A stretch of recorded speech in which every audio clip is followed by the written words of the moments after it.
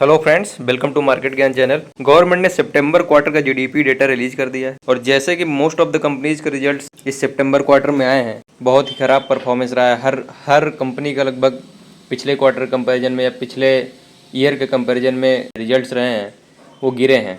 तो वैसे ही same Indian economy overall अगर देखें, जीडीपी से मेजर करते हैं, पिछले क्वार्टर हो या पिछले ईयर से, दोनों से कंपेयर करने पे नीचे ही गिरे हैं। आरबीआई का अनुमान था कि सितंबर क्वार्टर में इंडियन जीडीपी लगभग 7% के अराउंड रहेगी। अगर उससे कंपेयर किया जाए तो 7% से काफ़ी ज़्यादा नीचे 5.36% की ग्रोथ रही है सितंबर क्वार्टर में। ये कितनी कम है इसका आइडिया आप इससे लगा सकते हैं कि लास्ट ईयर सितंबर क्वार्टर में इंडियन जीडीपी लगभग 8.1% की ग्रोथ रेट से बढ़ी थी। इतने खराब जीडीपी का डेटा 2 साल पहले यानी 2022 में थर्ड क्वार्टर में आए थे। उस टाइम जीडीपी ग्रोथ मात्र 4.3% की थी, जिसके रिएक्शन में मार्केट 10% गिर गया था। जीडीपी डेटा आज फ्राइडे को शाम 6 बजे के आसपास रिलीज हुआ है, जबकि मार्केट 3:30 बजे तक क्लोज हो जाता है। तो जीडीपी डेटा का कोई रिएक्शन मार्केट में देखने को नहीं मिला और मार्केट आज काफ़ी ऊपर जाकर बंद हुआ है। लगभग 0.9% की उछाल देखी गई निफ्टी में। तो मार्केट का रिएक्शन देखने को इसलिए नहीं मिल पाया क्योंकि जीडीपी का डेटा जो था वो लगभग 6 बजे शाम में पब्लिश हुआ। जीडीपी डेटा में अगर सेक्टर वाइज बात करें कि किस सेक्टर ने कैसा परफॉर्म किया है, तो एग्रीकल्चर सेक्टर काफ़ी अच्छा परफॉर्म किया है। लास्ट ईयर सेम क्वार्टर में मतलब सितंबर क्वार्टर में एग्रीकल्चर सेक्टर की ग्रोथ थी 1.7% की, जो कि इस क्वार्टर में सितंबर में बढ़कर हो गई है 3.5%, मतलब लगभग डबल हो गई है। और अब आपको समझ में आ रहा होगा कि जो एग्रीकल्चर से रिलेटेड स्टॉक्स हैं उनमें पिछले 5 से 6 महीने में अच्छे रिटर्न्स या तेज़ी क्यों देखी जा रही थी, क्योंकि एग्रीकल्चर सेक्टर काफ़ी अच्छा परफॉर्म कर रहा था। जैसे कोरोमंडल इंटरनेशनल, पीआई इंडस्ट्रीज़ और यूपीएल, ये तो हुई अच्छे सेक्टर की जिसने काफ़ी अच्छा परफॉर्मेंस किया एग्रीकल्चर सेक्टर। बट खराब सेक्टर में सबसे खराब परफॉर्मेंस देने वाला मैन्युफैक्चरिंग सेक्टर रहा, जिसकी ग्रोथ केवल 2.2% की थी। और लास्ट ईयर अगर सेम क्वार्टर मतलब सितंबर क्वार्टर से कंपेयर करें तो पिछले साल सितंबर क्वार्टर में मैन्युफैक्चरिंग सेक्टर की ग्रोथ 14.3% थी और 14.3% से गिरकर इस साल सितंबर क्वार्टर में मात्र 2.2% गिरे। लास्ट टाइम जब इतने खराब जीडीपी डेटा आए थे 2022 में के थर्ड क्वार्टर में, तो उस टाइम मार्केट लगभग 10% के आसपास करेक्ट हुआ था। ये करेक्शन जो था वो काफ़ी शॉर्ट टर्म के लिए था और ओवरऑल जीडीपी जैसे धीरे धीरे ग्रो हुआ, उसके साथ ही मार्केट ने भी काफ़ी तेज़ी से रिकवर किया था।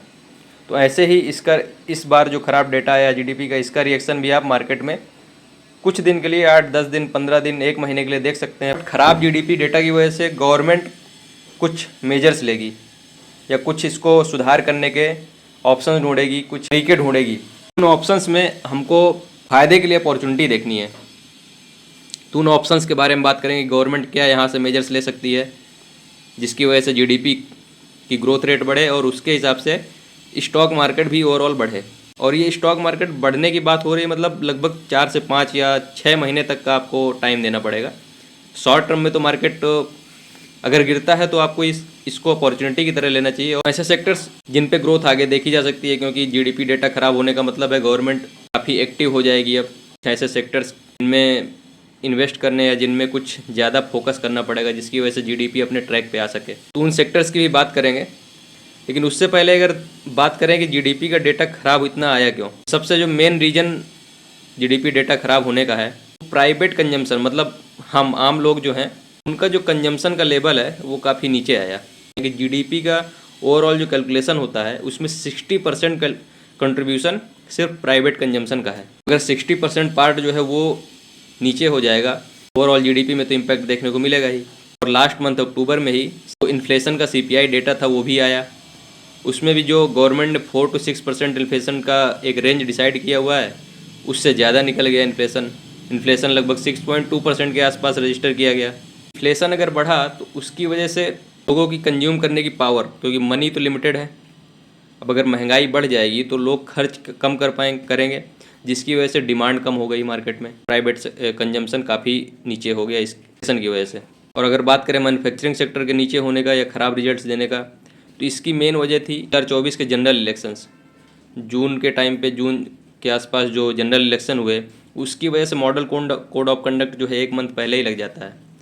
तो गवर्नमेंट स्पेंडिंग वहाँ पे या जो भी गवर्नमेंट से रिलेटेड वर्क्स होते हैं वो स्टॉप कर दिए जाते हैं। इलेक्शन कमीशन के द्वारा उनको पूरी तरह से बंद किया जाता है, फंडिंग रुक जाती है। तो उसकी वजह से भी मैन्युफैक्चरिंग सेक्टर में जो है थोड़ा ब्रेक लग गया और उस ब्रेक की वजह से जीडीपी डेटा काफ़ी ख़राब हो गया। रीजन्स के बाद देखते हैं कि किन सेक्टर में गवर्नमेंट का फोकस रहने वाला है और आप वहाँ पे इन्वेस्ट करने के लिए ऑप्शन या अपॉर्चुनिटी की तरह मान सकते हैं। सबसे मेन रीज़न रहा है जीडीपी गिरने का वो प्राइवेट कंजम्पशन रहा है। प्राइवेट कंजम्पशन का सबसे बड़ा रीज़न रहा है कि लोगों के पास पैसे नहीं है, क्योंकि इन्फ्लेशन की वजह से ज़्यादा चीज़ें महंगी खरीदनी पड़ी उनको। तो लोगों के पास पैसे आए, इसके लिए गवर्नमेंट या आरबीआई बोलें तो वो रेपो रेट को कम करेगा। रेपो रेट कम होने की वजह से बैंक्स जो हैं लोगों को लोन या कंपनीज़ को लोन काफ़ी सस्ते कर पाएंगे, जिससे कि मार्केट में फिर से डिमांड बढ़ जाएगी। डिमांड बढ़ेगी तो फिर से सप्लाई, जिधर मैन्युफैक्चरिंग सेक्टर जो है वो सप्लाई सेक्टर है और डिमांड जो है कंज्यूमर, जो प्राइवेट कंज्यूमर होते हैं उनकी तरफ से आता है। इसलिए प्राइवेट जो कंजम्पशन बढ़ रहा है उसको फुलफिल करने के लिए मैन्युफैक्चरिंग बढ़ानी पड़ेगी। प्रोडक्शन बढ़ेगा तो मैन्युफैक्चरिंग सेक्टर अपने आप ग्रो करेगा। और एक तो इससे सबसे ज़्यादा फायदे होने वाला है बैंकिंग सेक्टर को। अब बैंकिंग सेक्टर में कौन कौन से स्टॉक्स हैं जो ठीक हैं, जिनमें आप इन्वेस्ट कर सकते हैं? एसबीआई हुआ, आईसीआईसीआई हुआ, एचडीएफसी हुआ, पीएनबी हुआ, ये सब बैंकिंग सेक्टर रिलेटेड स्टॉक्स हैं जिनको जो फोकस में रहने वाले हैं आने वाले 5 से 6 महीने में, और काफ़ी अच्छा रिटर्न आपको बना के दे सकते हैं। अगर बात करें इंफ्रास्ट्रक्चर डेवलपमेंट की, तो गवर्नमेंट इंफ्रास्ट्रक्चर से रिलेटेड जितने भी स्टॉक्स हैं, जैसे L and T, Larsen and Toubro, Afcons infrastructure, NBCC, IRCON और आरबीएनएल रेलवे से रिलेटेड जो इंफ्रास्ट्रक्चर डेवलपमेंट के लिए स्टॉक्स हैं, इनमें नज़र रखा जा सकता है। और हो सकता है आने वाले टाइम में 8-10 दिन में आपको कोई मार्केट में थोड़ा बहुत गिरावट देखने को मिली, क्योंकि ऑलरेडी 10 से 12% मार्केट करेक्ट हो चुका है एफआईआईज़ की सेलिंग की वजह से। तो आने वाले टाइम में अगर कुछ भी गिरावट देखने को मिलती है तो उसको आप मौका समझ के इन दो सेक्टर से, इंफ्रास्ट्रक्चर और बैंकिंग सेक्टर के स्टॉक्स में इन्वेस्ट करने के लिए देखें। सेक्टर्स जिनमें आगे आने वाले 5 से 6 महीने में अच्छा ग्रोथ देखने को मिल सकता है वो है बैंकिंग और इंफ्रास्ट्रक्चर रिलेटेड जितने भी स्टॉक्स हैं उनमें आप इन्वेस्ट करने के लिए देख सकते हैं, क्योंकि गवर्नमेंट का ही फोकस यहीं पर रहने वाला है। क्योंकि ओवरऑल जब जीडीपी को ऑन ट्रैक लाने की कोशिश करेगी, गवर्नमेंट को इन्हीं दो सेक्टर्स में फोकस करना पड़ेगा। धन्यवाद, मिलते हैं अगले वीडियो में।